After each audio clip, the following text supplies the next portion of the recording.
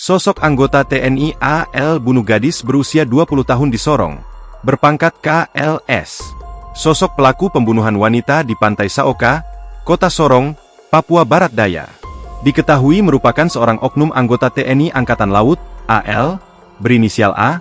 Pelaku yang membunuh wanita bernama Kesha Irena Yola Lestaluhu.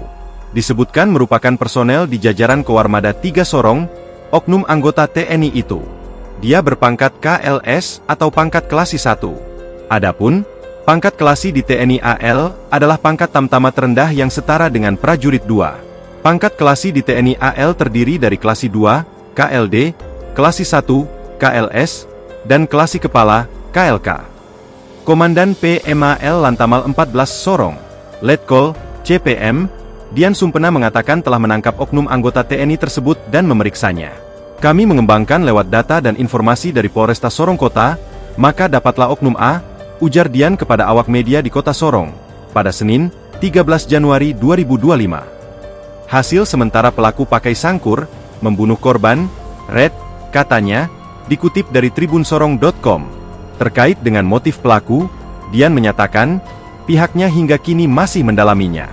Kami masih mencari dan melakukan olah tempat kejadian perkara, TKP, hingga semua bukti rampung, ungkapnya. Dian mengatakan bahwa pelaku dijerat hukuman berat dengan pasal 340 tentang pembunuhan berencana hingga pemecatan. Sebelumnya, jasad Kesha ditemukan dengan keadaan yang mengenaskan pada Minggu, 12 Januari 2025.